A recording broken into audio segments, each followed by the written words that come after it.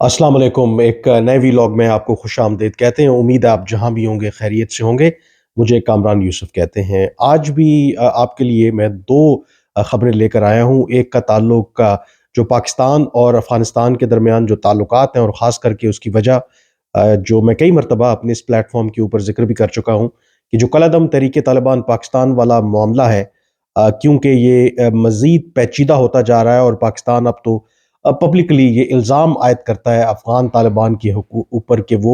TTP की मुकम्मल पुष्ट पनाही कर रहे हैं और अफ़गानिस्तान के अंदर उनको ना सिर्फ आज़ाद घूमने की इजाज़त है बल्कि पाकिस्तान के ऊपर हमले करने की भी उनको इजाज़त है। तो इस तनाज़ुर में हमने देखा कि पाकिस्तान ने हालिया महीनों में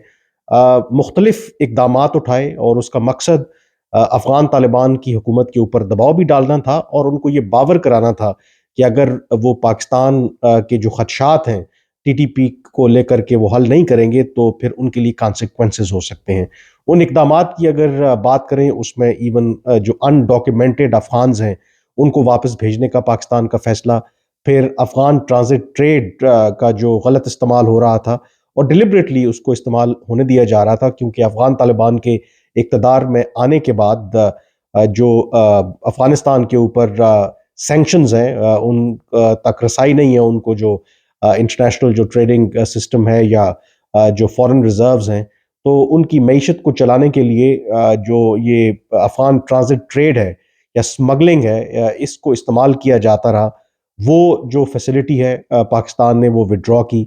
एंड देन इम्पोर्टेंटली अब अगर आप देखें तो पाकिस्तान पहले ये वकालत करता रहा अफ़गान तालिबान के लिए पूरी दुनिया में कि बेशक अफ़गान तालिबान के नज़रियात से आप इख्तलाफात रखते हों, बेशक ख़वातीन की तालीम को लेकर के उनके नज़रियात पुराने हों या ह्यूमन राइट्स का उनका रिकॉर्ड कोई बहुत अच्छा ना हो, दुनिया को ये देखना चाहिए कि इस वक्त अफ़गान तालिबान का कंट्रोल है पूरे अफ़गानिस्तान के ऊपर और अफ़गान तालिबान जो हैं वो एक हकीकत है। तो इन ग्राउंड रियलिटीज़ को सामने रखते हुए दुनिया को अफ़गानिस्तान के साथ इंगेज करना चाहिए। लेकिन पाकिस्तान की जो ये पॉलिसी है इसमें भी अब तब्दीली आ गई है। इस हवाले से सबसे पहले मैंने ही खबर ब्रेक की थी कि अब पाकिस्तान अफ़गान तालिबान की बिल्कुल भी वकालत नहीं करता और फिर हमने देखा कि इसी हफ्ते जो पाकिस्तान के मुस्तकिल मंदूब हैं यूएन के अंदर, उन्होंने बाकायदा तौर पर उस पॉलिसी शिफ्ट का जो पाकिस्तान ने अपनी पॉलिसी में लाई है बाकायदा ऐलान किया और ये कहा कि दुनिया को अब अफ़गान तालिबान के साथ उसी सूरत में इंगेज करना चाहिए जब चंद अहम शराइत उन पर वो अमल दरामद करें और उसमें से एक अहम शर्त ये है कि अफ़गान तालिबान तमाम दहशतगर्द ग्रोहों के खिलाफ कार्रवाई करें। वो ना सिर्फ दाइश हो बल्कि टीटीपी और उनसे जुड़े जितने जो ग्रोह हैं उनके खिलाफ कार्रवाई करें और जब तक अफ़गान तालिबान ये काम नहीं करते तो उनके साथ इंगेज नहीं किया जाना चाहिए। इसका मतलब ये है कि ऐसी सूरत में अब अफ़गान तालिबान का इंटरनेशनल रिकग्निशन हासिल करना ये आई थिंक एक बहुत कठिन काम हो गया है। अब इस बीच जो मैंने बात का आगाज़ किया था कि इन तमाम इक़दामात के बावजूद लग ये रहा है कि अभी तक अफ़गान तालिबान अपने मौक़िफ़ पर डटे हुए हैं और वो पाकिस्तान के जो सिक्योरिटी कंसर्न्स हैं उनको एड्रेस करने के लिए तैयार नहीं है, या फिर वो पाकिस्तान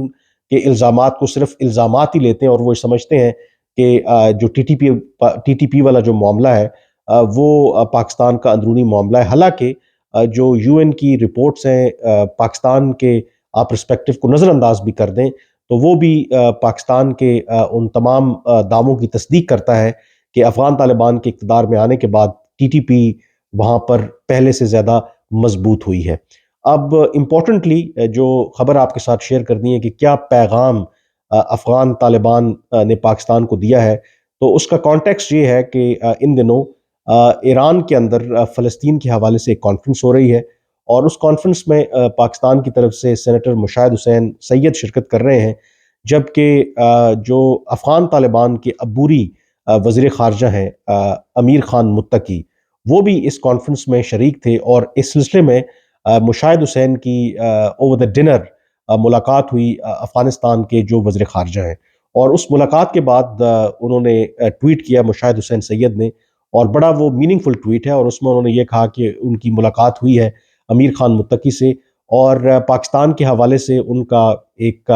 مثبت رویہ ہے، اور پاکستان کے ساتھ جو بھی متنازع امور ہیں وہ ڈائلاگ کے ذریعے حل کرنا چاہتے ہیں، یہ مشاہد حسین سید نے کہا۔ لیکن آگے چل کر وہ یہ کہہ رہے تھے کہ امیر متقی نے اپنے دھیمے اور نرم لہجے کے اندر ایک بڑی اہم بات کی، اور وہ بات یہ تھی کہ انہوں نے یہ کہا کہ جو افغانستان ہے وہ، یا افغانستان کے عوام بے شک غریب ہیں،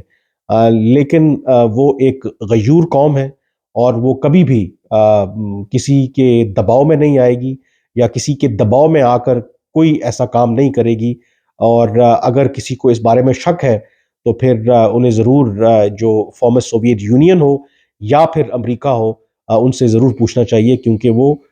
جس طریقے سے ظاہر ہے کہ تاریخی اعتبار سے اگر آپ دیکھیں کہ جب فارمر سوویت یونین نے افغانستان کو انویٹ کیا تو انہیں وہاں سے شکست کھا کر نکلنا پڑا۔ پھر امریکی جو افواج ہیں، پورا ایک کولیشن تھا 9/11 اٹیکس کے بعد، وہ جب آئے تو ان کے ساتھ بھی کچھ ایسا ہی ہوا۔ تو ان ادر ورڈز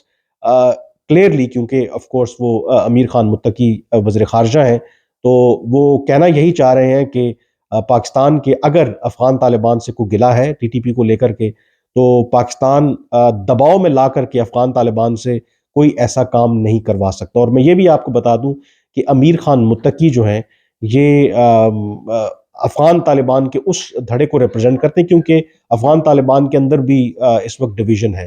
کہ جو تھوڑا سا سمپیتھیٹک ہیں ٹوورڈز یا پاکستان، یا یہ سمجھتے ہیں کہ پاکستان کے ساتھ جو افغان طالبان کی حکومت ہے ان کو اپنے مسائل حل کرنے چاہیے۔ تو ایک واضح پیغام پاکستان کے لیے ان کی طرف سے آیا ہے کہ اگر پاکستان سمجھتا ہے کہ وہ دباؤ میں لا کر کے افغان طالبان کو مجبور کر لے گا کوئی کام کروانے کے لیے، تو یہ شاید ممکن نہیں ہے۔ اب پاکستان کے لیے ایک بہت بڑا چیلنج ہے، پاکستان اس کو کیسے رسپونڈ کرتا ہے، اور اگر آپ ٹی ٹی پی کے حملے اسی طرح سے جاری رہتے ہیں تو پھر پاکستان کے پاس کیا آپشن ہے۔ آئی تھنک اس کے لیے ایک اور جو ریلیٹڈ ڈیولپمنٹ ہے، جو اگلی خبر کی طرف میں جانا چاہوں گا، وہ یہ ہے کہ جنوری کے پہلے ہفتے میں ایک اہم کانفرنس ہو رہی ہے اسلام آباد کے اندر، جس میں اس وقت پاکستان کے جو امبیسڈرز ہیں، 20 اہم جو کیپٹلز ہیں وہاں پہ تعینات ہیں، ان کو بلایا گیا ہے اسلام آباد میں، اور 3 روز کی یہ کانفرنس ہو رہی ہے اسلام آباد فارن آفس کے اندر۔ اور ان 20 ممالک میں جو بڑے ممالک ہیں، اس میں امریکہ، برطانیہ، فرانس، جرمنی، ترکی، روس، چین، بھارت، افغانستان، اس طرح کے جو اہم جو کیپٹلز ہیں، اسٹیشنز ہیں، جو پاکستان کی فارن پالیسی کے لیے اور انٹرنیشنل سطح پر ایک اہم ظاہر ہے کہ سمجھے جاتے ہیں ملک، ان کے جو امبیسڈرز ہیں ان کو بلایا گیا ہے، یعنی کہ جو پاکستان کے امبیسڈرز وہاں پہ تعینات ہیں، اور اس 3 روزہ کانفرنس میں وہ ڈسکشن کریں گے۔ دو کہ یہ ایک اینول فیچر ہے، لیکن کووڈ کی وجہ سے 2019 کے بعد یہ پہلی مرتبہ ان پرسن یہ انوائس کانفرنس ہو رہی ہے، اور ذرائع کے مطابق اس میں جو کی ایشوز ہیں، جو ڈیبیٹ ہوں گے، اس میں یقینی طور پر Afghanistan is one of the items that will be top on the agenda, کیونکہ یہ پاکستان کے لیے ایک بہت بڑا چیلنج بن گیا، اور اس میں پاکستان کے اس وقت جو ناظم الامور ہیں کابل کے اندر، ان کو بھی طلب کیا گیا ہے جنوری کے پہلے ہفتے میں، تو وہ بھی اپنا ایک فرسٹ ہینڈ اکاؤنٹ دیں گے کہ جو بھی پاکستان نے حالیہ اقدامات کیے اس کے نتیجے میں کیا افغان طالبان حکومت کے رویے میں کوئی تبدیلی آئی، اس کے اوپر بات ہوگی۔ اور پھر باقی جگہوں کے اوپر جو پاکستان کے امبیسڈرز، مثلا افغانستان کی اگر بات کریں تو بے شک ابھی اس طرح کا انٹرسٹ تو نہیں ہے باقی دنیا کا، لیکن یقینی طور پر امریکہ ہو یا باقی مغربی طاقتیں ہوں، اس لحاظ سے وہ ضرور افغانستان میں ابھی بھی دلچسپی رکھتے ہیں کہ کہیں افغانستان ایک دفعہ پھر دہشت گردوں کی آماج گاہ نہ بن جائے، تو وہ بھی اپنا پرسپیکٹو اس حوالے سے شیئر کریں گے، اور بیسڈ آن دیٹ ہوتا یہی ہے کہ at the end of the conference ایک جو ریکمنڈیشنز ہیں وہ بھی اس حوالے سے ترتیب دی جائیں گی۔ اس کے علاوہ جو باقی ایشوز جس پر ڈیبیٹ ہوگی، وہ اس وقت جو موجودہ صورتحال ہے مشرق وسطیٰ اور غزہ کے اندر، یہ بھی ایک ایسا اہم ایشو ہے جس کی وجہ سے ایک طرف تو جو اسرائیل قتل عام کر رہا ہے غزہ کے اندر، وہ اپنی جگہ پہ جس طرح کی بربریت وہاں پر ہو رہی ہے، اور دوسری طرف جو دنیا کا رسپانس ہے، ایک طرف مغربی طاقتیں جو UN سیکیورٹی کاؤنسل ہے، ظاہر ہے کہ امریکہ بار بار جو بھی ایفرٹ ہوتی ہے سیز فائر کے لیے اس کو ویٹو کر دیتا ہے یا ویٹو کرنے کی دھمکی دیتا ہے. دوسری طرف جو اسلامک کنٹریز ہیں ان کا جو کردار ہے اس قتل عام کو روکنے کے حوالے سے اس کے اوپر بھی بہت زیادہ سوالیہ نشان ہے. تو یہ بھی ایک اہم ایشو ہوگا کیونکہ پاکستان کے اندر بھی پاکستان کے عوام ایک جذباتی وابستگی ہے جو فلسطین والا معاملہ ہے. اور کوئی بھی جو پالیسی ہے پاکستان کے اندر تو ظاہر ہے کہ جو گورنمنٹ کوشش کرتی ہے کہ وہ ریفلیکٹ کرے جو لوگوں کی ایسپریشن ہے. تو اس کے اوپر بھی ڈسکشن ہوگی.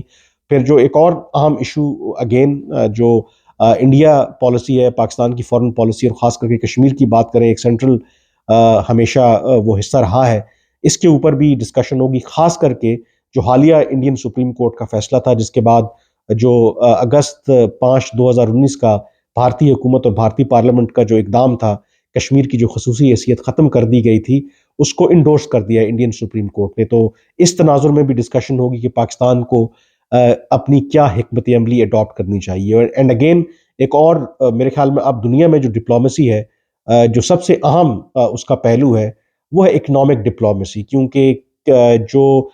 کسی بھی ملک کے ساتھ آپ کے تعلقات ہیں اس کو میجر کرنے کا جو سب سے بہترین طریقہ ہوتا ہے کہ آپ کی اس ملک کے ساتھ بائیلیٹرل ٹریڈ ہے وہ کتنی ہے,